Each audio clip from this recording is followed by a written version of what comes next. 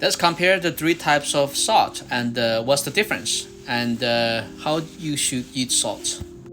So I have here the regular salt, sea salt, and the pink salt.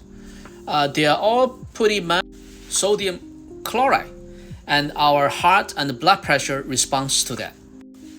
So the reason I'm talking about salt is because I had a kidney strain before, and I started eating less salt, and my kidney strain has disappeared because I changed to a more healthy diet. Because if you eat too much salt, it's going to increase your blood pressure, also increase water retention, and also is increase the risk of heart disease and the kidney strain. So that's why when you eat, you do not want to put too much salt in your food, and also you do not want to put too much soy sauce, especially those processed food. Many of you, you like to eat those processed food like the chips. So they already come with a lot of salt, so you have to watch out. So before, the salt manufacturers, they usually include the iodine, but interestingly, I just realized that none of these three salts that I just showed you, they have the iodine. Iodine is good for your thyroid. That's why before, the manufacturers, they used to add the iodine in the salts. The main difference in these three types of salts are the minerals. In the regular salts you see here, it only has doesn't have too much minerals, and the sea salt has some trace of magnesium and potassium, and the pink salts have a little bit more minerals, for example iron, calcium, potassium, and magnesium. But there's really not a whole lot of minerals, so that cannot be a efficient source of minerals.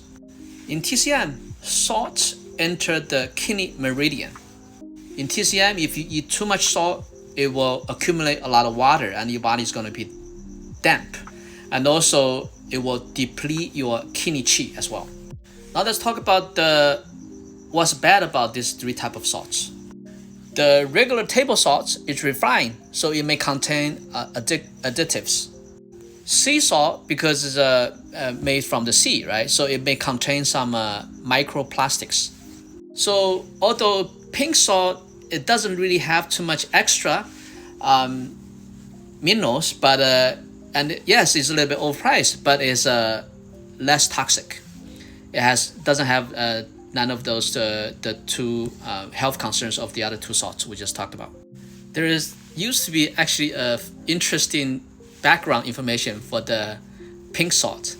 The Kirkland signature pink salt used to be named Himalayan pink salt, but then there was a class action lawsuit. The lawsuit basically alleged that the salt was being marketed as from the heart of Himalayan mountains, when in fact it came from the deposit in Pakistan. However, the lawsuit was voluntarily dismissed later. As you can see, the label no longer has Himalayan name on the name. And if you see the origin, it says product of Pakistan.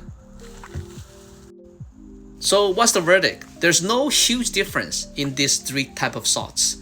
If you do not feel like spending the extra money, just buy the regular salts. But if you have some extra money, you want to enjoy because they actually taste a little bit different, because the sea salt and the pink salt, because they have more minerals and they're less manufactured process, so they do taste a little bit different, and they maybe have a little bit more flavor, and also you don't have the downsides of the too much manufacturing process for the regular salts, and also possibly the microplastics for the sea salt.